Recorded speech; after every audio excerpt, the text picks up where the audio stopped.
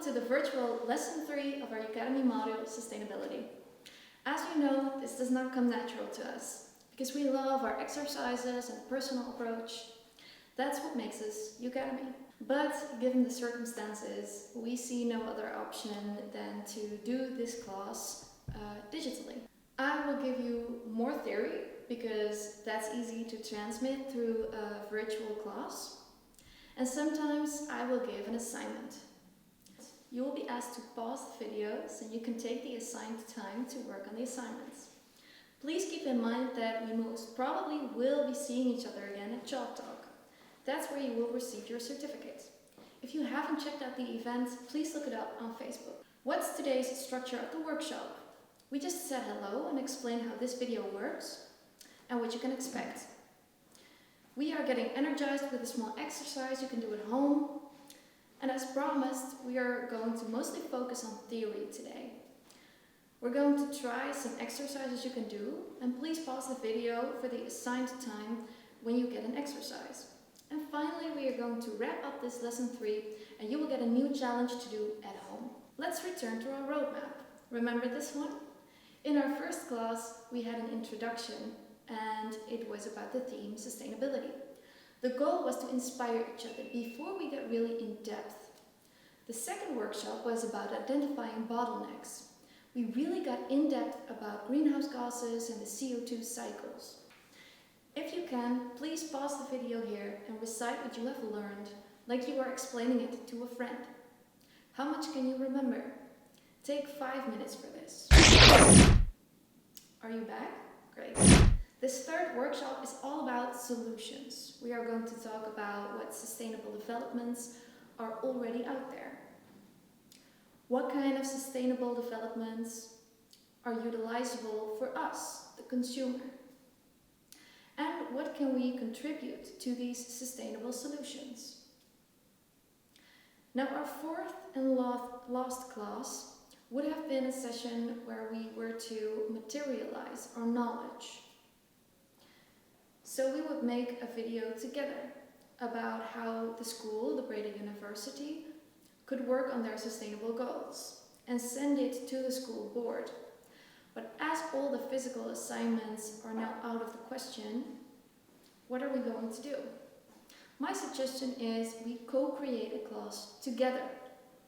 You could make a mini sustainability class, making like a 5 to 10 minute video, and we can edit it so we can have a full class. And you could do your class about anything. Vegetarianism, veganism, cradle to cradle, zero waste, urban mining, mass consumption, water usage, recycling, transport, etc., etc. Please let me know in our Facebook group or via mail what you think of this idea. Slide number 4. Last time, like I mentioned, we talked about the CO2 cycle, the long one and the short one. We explained greenhouse gases, why they are harmful, and how. We mentioned tipping points and Earth Overshoot Day. Then we did an exercise, the one with the pictures and the stickies. And finally, we had a short group discussion. You went home with a challenge to think of 5 sustainable tips and to share them with us on our Facebook group. Thank you very much for all these tips and tricks you shared. I really loved it. Now, before we begin, I want to talk about Corona. It's having an undeniable impact on our daily lives and basically on the whole world.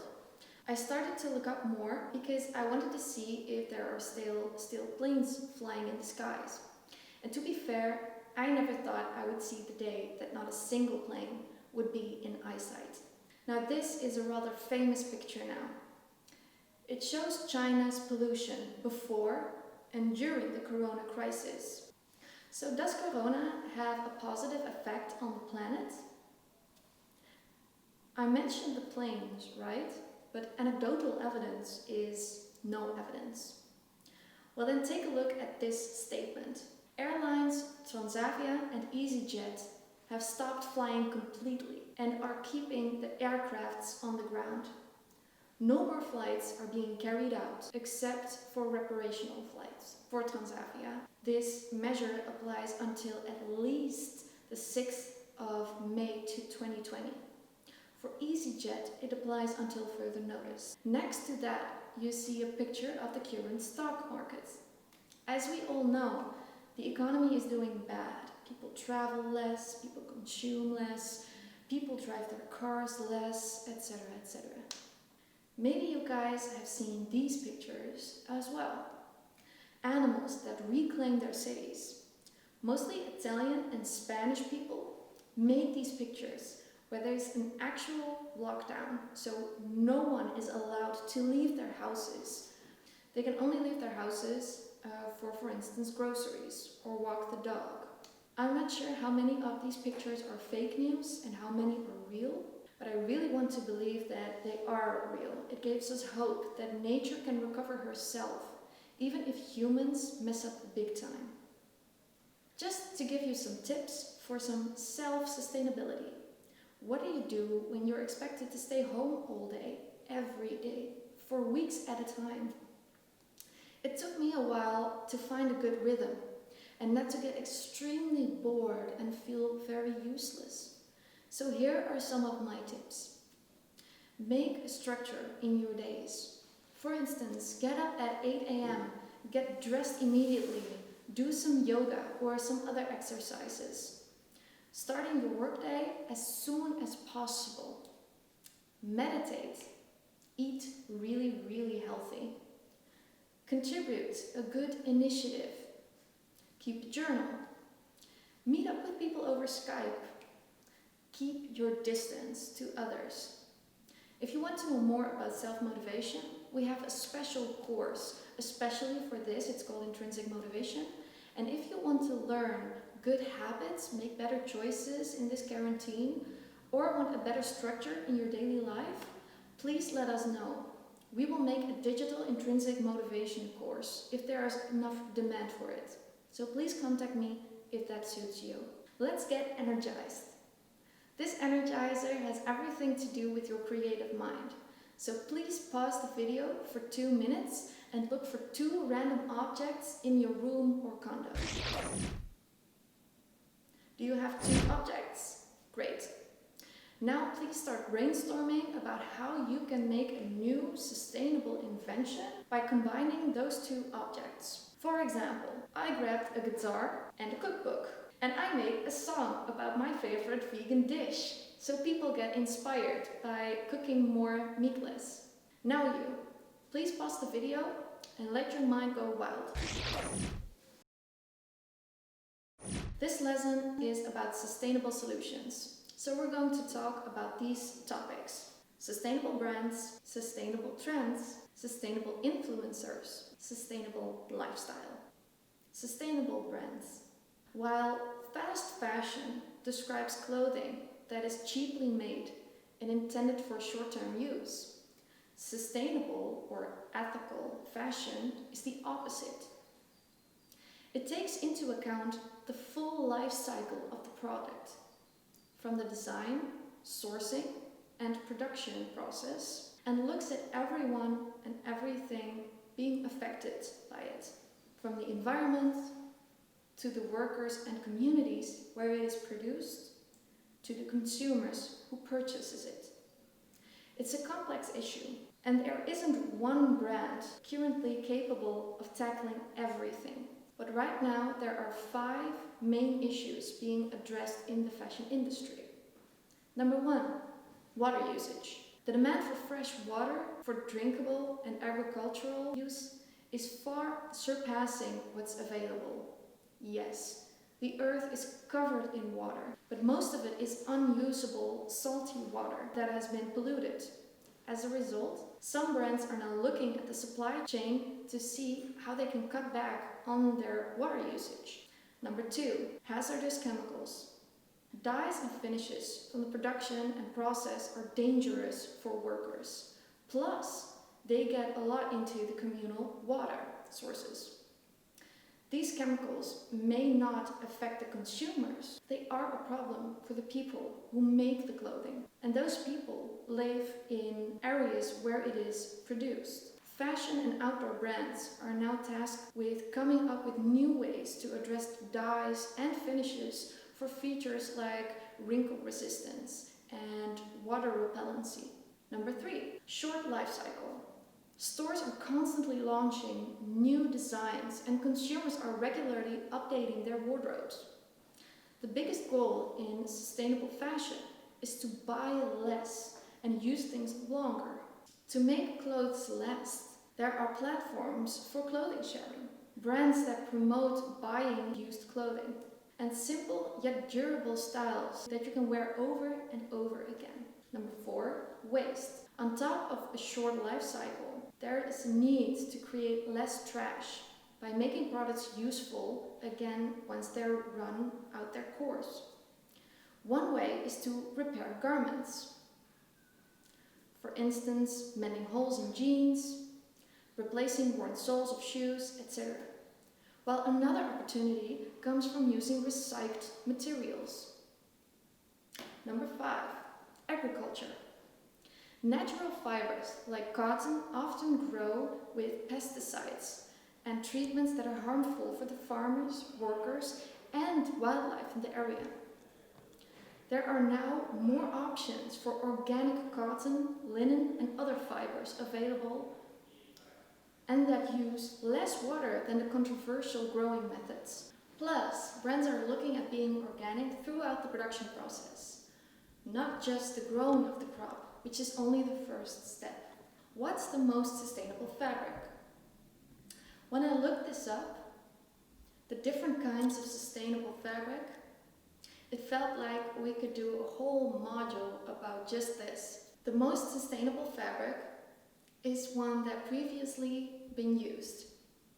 Anything new that has been produced, regardless of what material, has a negative impact on the environment. After that comes the fabric made with recyclable materials. Most commonly, you'll find polyester made from recycled water bottles.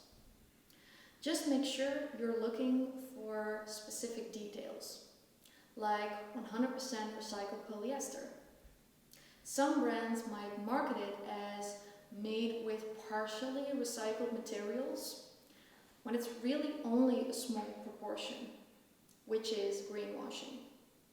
And lastly, fabrics made with sustainable fibers are better than controversial ones, like organic fibers that use less chemicals and less water. Or Tencel, that is safer for workers and has less waste. Recycled cotton. Cotton is one of the most common and mostly used fabrics. It's represent nearly half the fabrics used in the textile industry. Organic hemp, organic linen, Tencel, Pinatex, Econil, Q-Monos. And if you want to know more about these, please look up the sources in the notes of the PowerPoint. When I started this section, I couldn't really name a single one. I know what Ben & Jerry's does, and some really good stuff for their employers. And Tony Chocolonely also has some really good policies and initiatives. But after some research, I found some surprising companies. Here goes in random order. Levi's. From growing the cotton to dyeing and finishing, it takes over 2,000 gallons of water just to make one pair of jeans.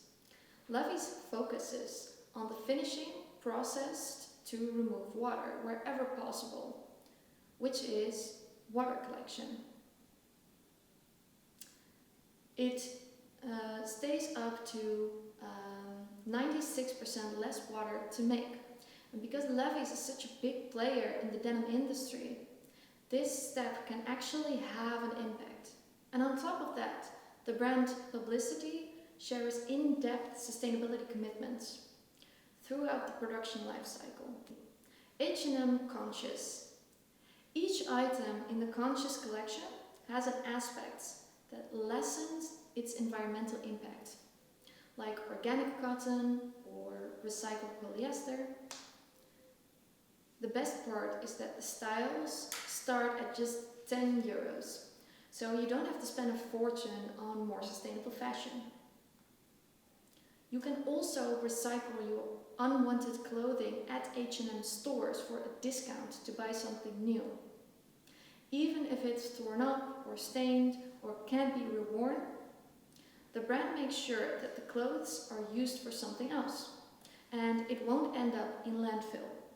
The H&M Group parent company says overall it uses 57% recycled or sustainability sourced fiber, with a goal to reach 100% by 2030. I had some real trouble with finding sustainable food companies, so I decided to take a look at the least sustainable brands. The livestock sector, which raises cows, pigs and chickens, is responsible for using a significant amount of natural resources and releases high level of greenhouse gases. Methane is a byproduct of the industry that the 28th times the effect of carbon dioxide on the global warming. Reducing plastic bottles will not only help you save money, but it also contributes to saving the environment. According to the Container Recycling Institute, more than 60 million plastic bottles end up in landfills and incinerators every day. And the environmental protection agencies records indicate that the country's landfills receive 26.8 million tons of plastic in 2017.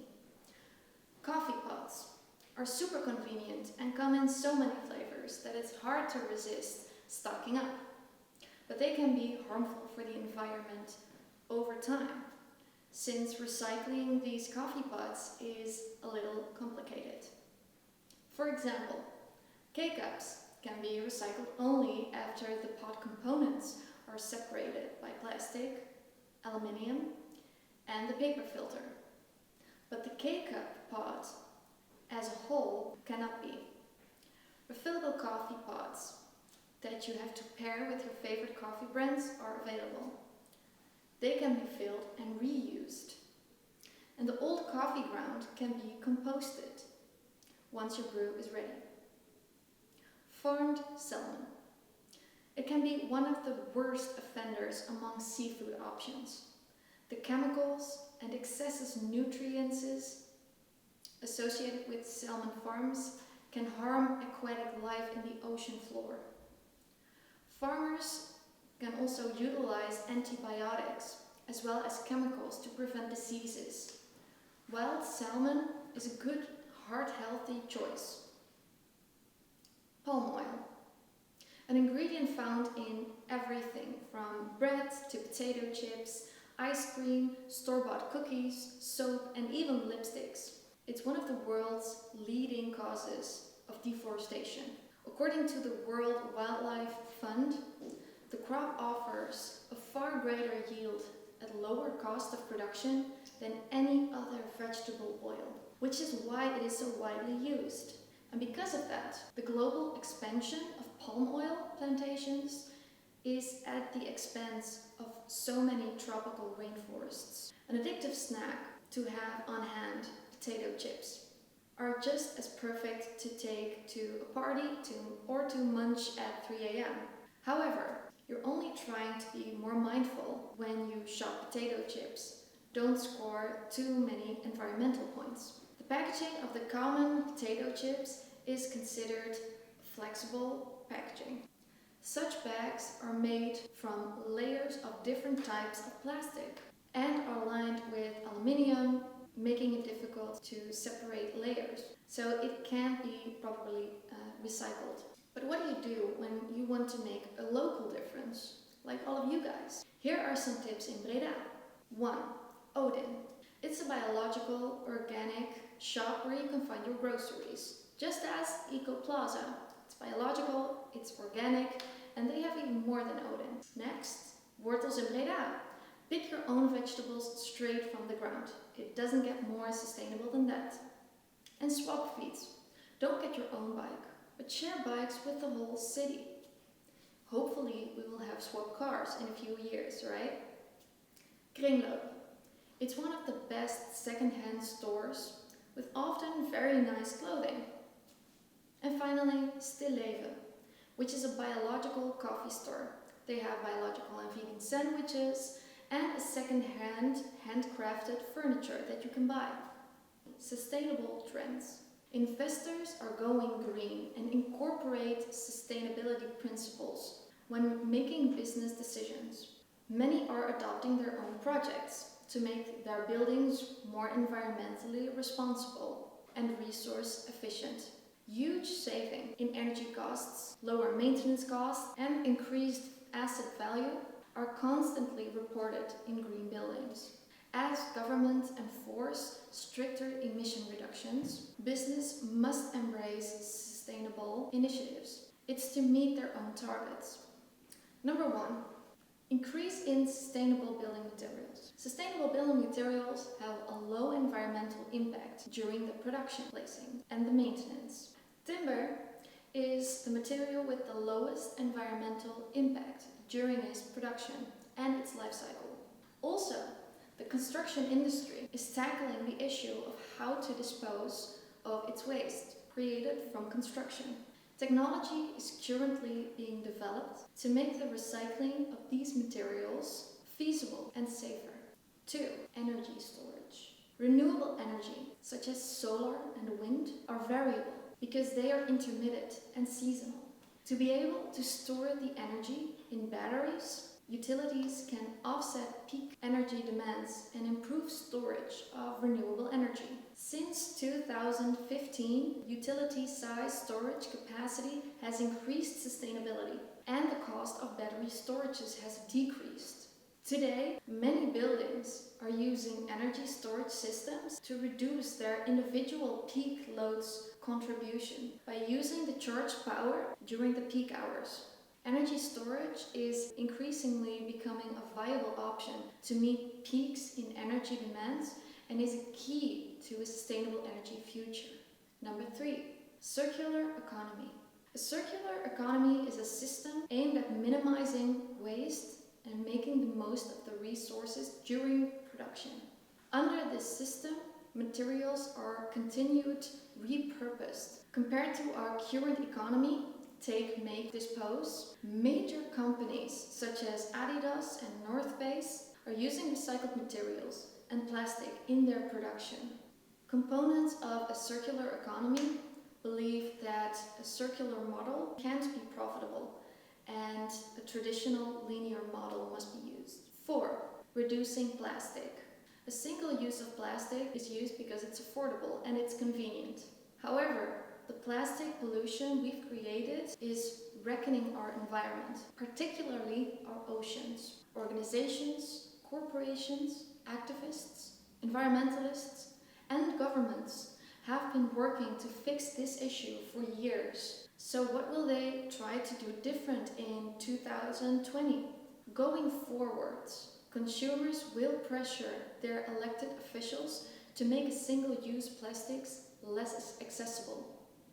For those consumers who will continue to use plastic, innovations in chemical recycling technology will address these pollution issues with its technology.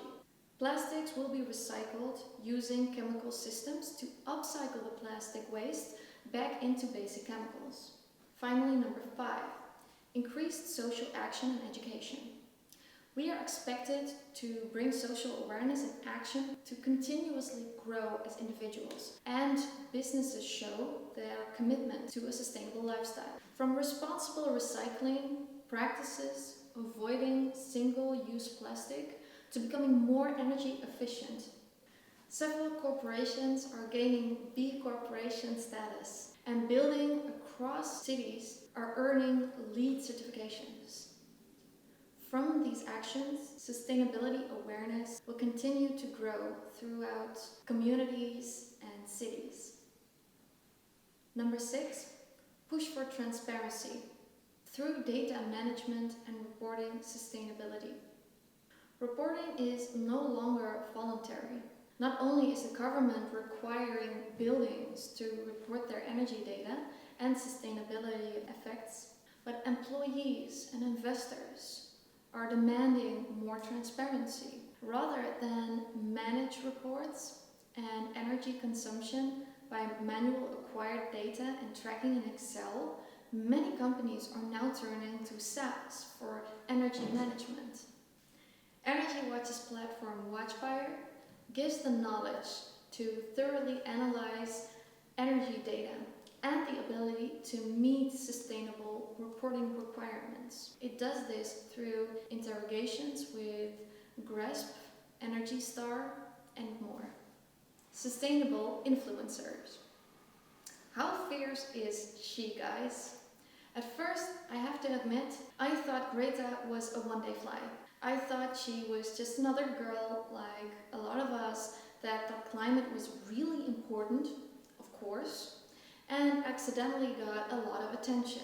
But my vision greatly turned around. Knowing now how much criticism she has to face, she must have a really thick skin and a lot of stamina to keep addressing the big polluters in the world.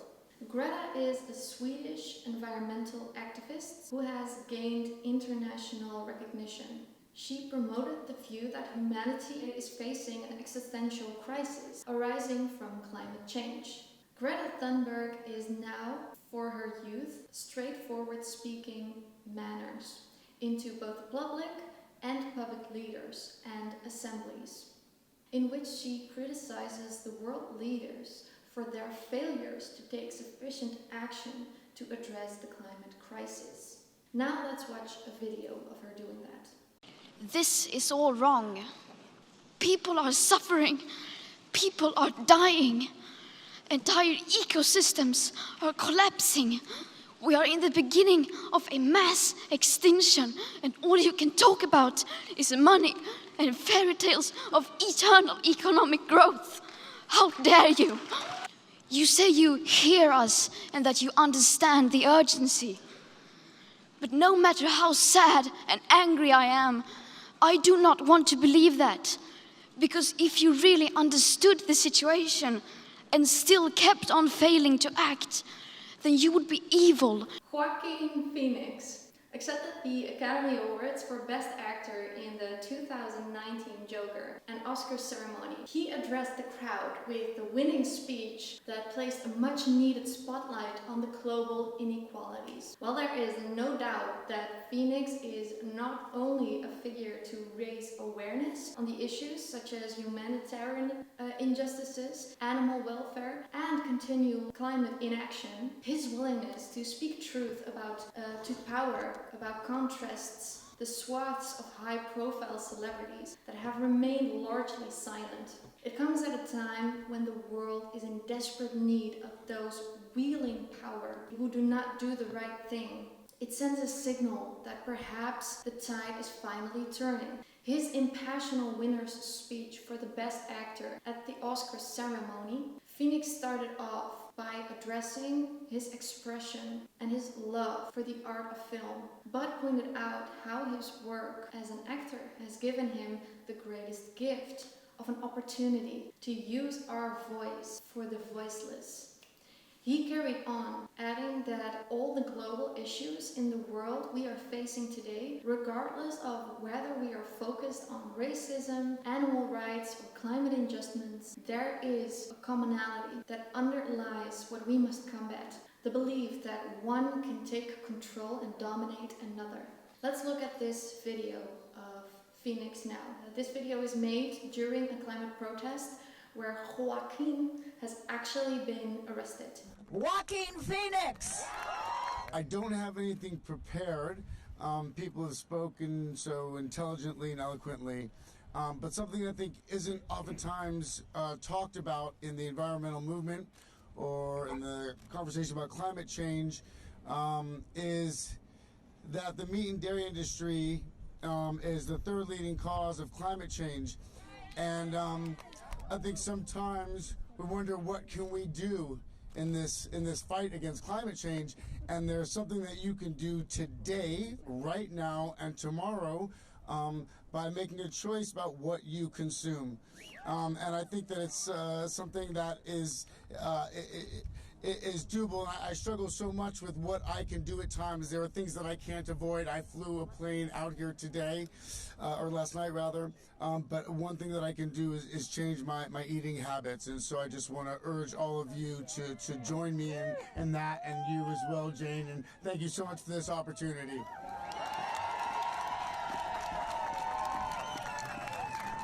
Over the past 2 decades, environmentalist, philanthropist, and actor Leonardo DiCaprio has lent his platform and his voice to our planet, advocating the urgency and need to act fast and to fight for the greatest threat facing humanity: climate change. From advocating to climate action with President Obama and President Trump, to speaking at the Paris Agreement, signing ceremony, to dedicating the Golden Globe to vulnerable communities, DiCaprio has successfully engaged the broader public to galvanize action at the local and national level to protect our planet before it's too late.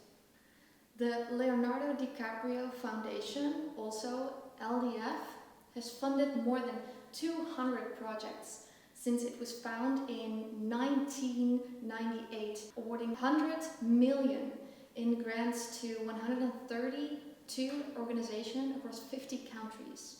The LFD funds important work for a number of environmental initiatives, including the Dark Snow Project, which aims to measure the impact of black carbon deposits on Arctic ice. DiCaprio recently released a documentary in collaboration with National Geographic titled Before the Flood.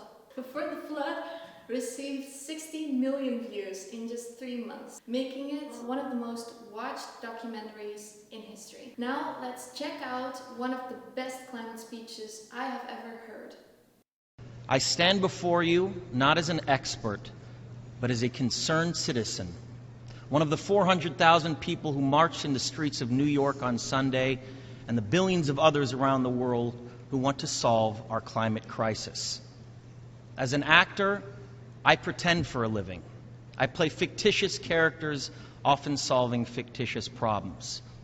I believe that mankind has looked at climate change in that same way, as if it were a fiction, as if pretending that climate change wasn't real would somehow make it go away. But I think we all know better than that now.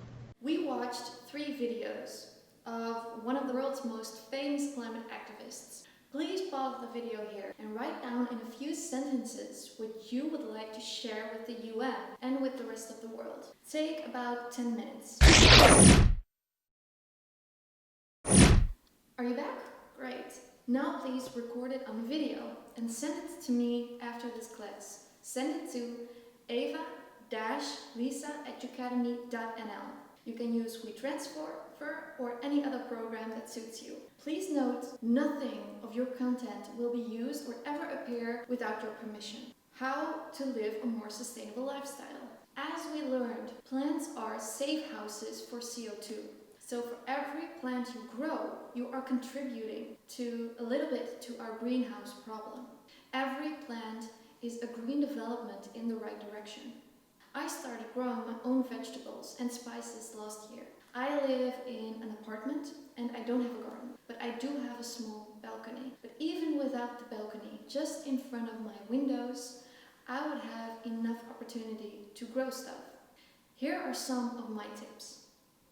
Grow as much as you can and start in April. What grows well in the Netherlands? Arugula, which is good for calcium and vitamin K. Spinach, which is good for iron, protein and also vitamin K. Radishes, Swiss chard. Chard is the new superfood. Green beans. They need about 40 to 40 centimeters. Tomatoes. Make sure they get enough sunlight. Zucchini or courgette. Only if you have enough space. And almost all herbs, especially in the shade, parsley, cilantro, mint and thyme. The Window Farm originated in New York with the idea that the world would look better if everyone grew at least a part of their own food. Window farming is a new urban sustainable development. A window farm is a quote-unquote vertical garden hanging from your window. As you can see, there is a smart drainage system. So you exploit all the sunlight to grow as much as you can in your own living room or dorm. There are instruction guides about how these are made in English, but if you're not very handy, these systems are also for sale. And I will leave a link in the description box in the PowerPoint, which I will send to you.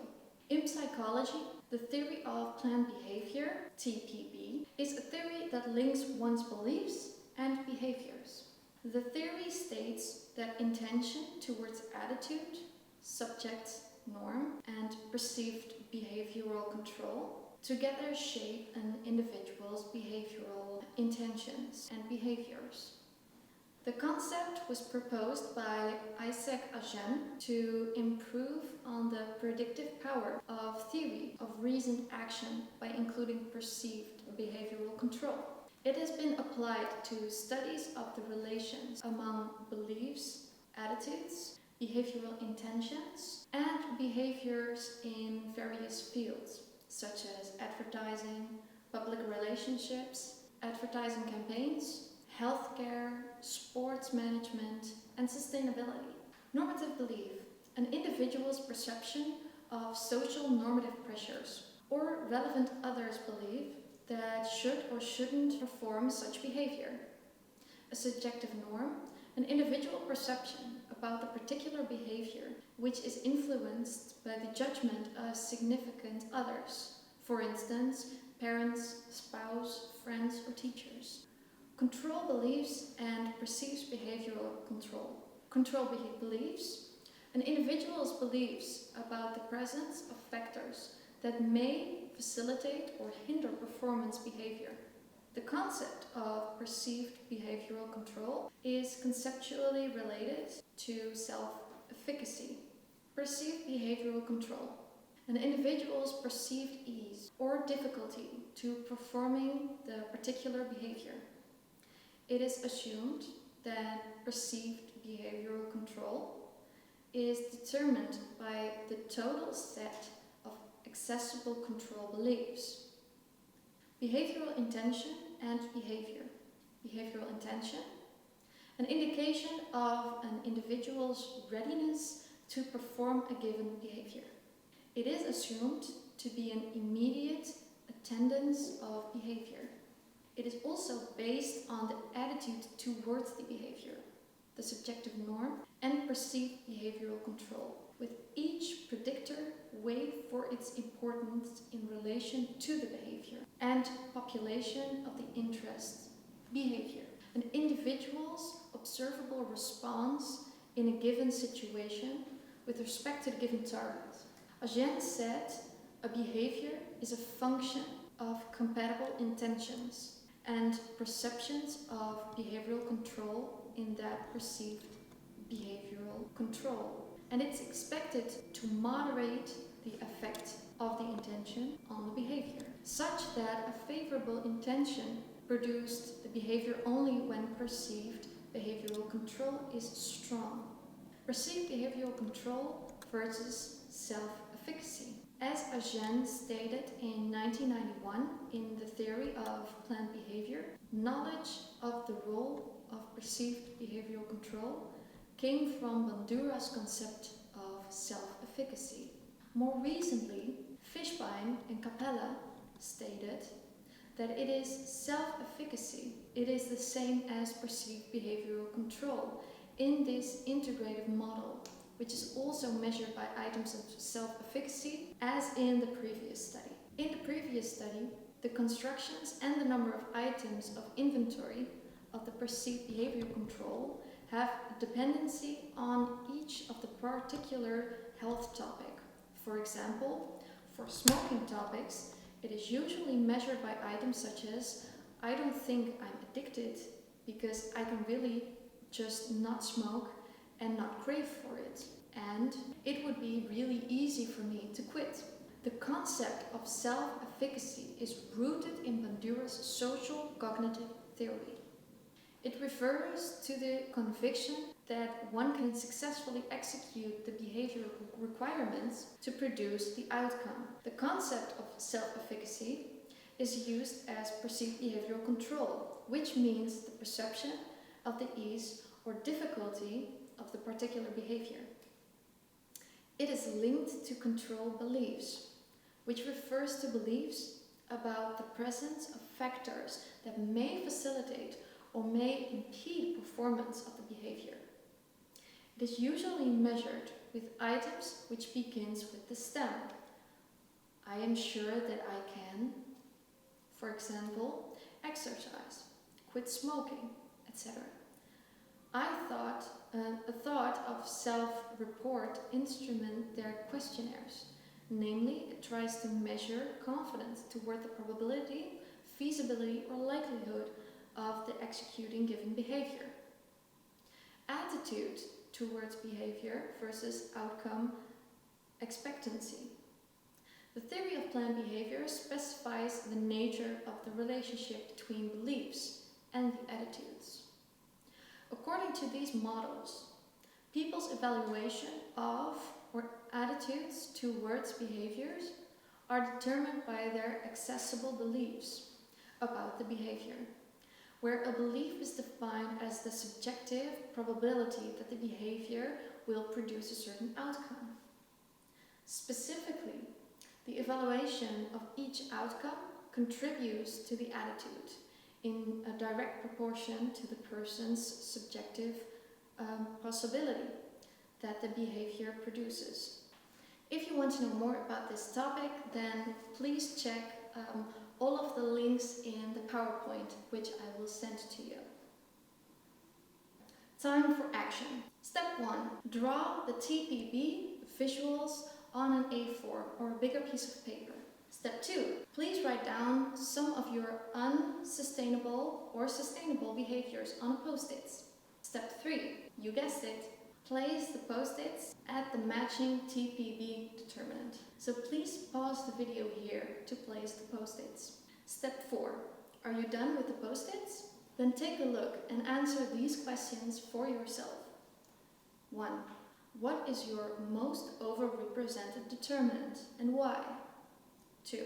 What determinant plays no or almost no role in your behavior? 3. How can you influence these determinants in your favor? Time for part 2 of the assignment. Step 1. Take a look at these answers and add your Post-its. Step 2.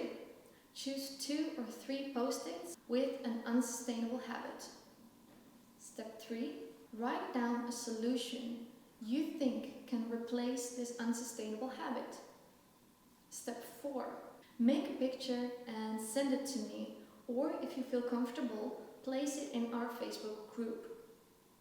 Today we talked about sustainable brands, sustainable trends, sustainable influencers, and finally, a sustainable lifestyle. We also discussed the theory of planned behavior, and we did a small individual brainstorm about our sustainable solutions. Lastly, the challenge for this week. Work on the habits you wrote down on the Post-its. If you have no solution or you need help, put it in the Facebook group or ask me in an email personally.